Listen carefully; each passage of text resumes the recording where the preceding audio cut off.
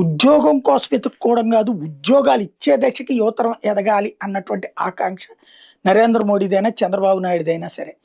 ఆ ఆకాంక్ష నెరవేర్చుకునే దిశగా యువతరం అడుగులు వేస్తున్నారు. ఇప్పుడు మొన్న అంతరిక్ష రంగంలోకి ప్రవేశపెట్టినటువంటి విక్రమ్ రాకెట్‌కి సంబంధించిన దాంట్లో స్పెషల్ ఏంటి?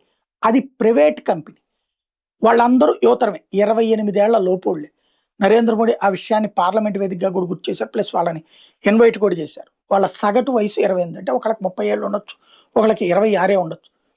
ఇప్పుడు వాళ్ళు అంతరిక్ష రంగంలో ఒక అద్భుతాన్ని సాధించారు. మన తెలంగాణలో స్కై రూట్ సంస్థ అక్కడ మన ఆంధ్ర నుంచి చేసినటువంటి ప్రయోగం చూసాం. ఇది ఒక ఎత్తు.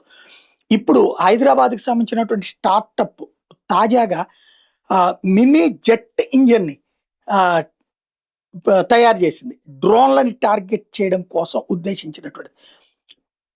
పనీనియన్ ఇండియా అనేటటువంటి సంస్థ ఎంతూర్ TJ1.6 కంపాక్ట్‌తో ఇండిజినియస్ టర్బోజెట్‌ని తయారు చేసింది.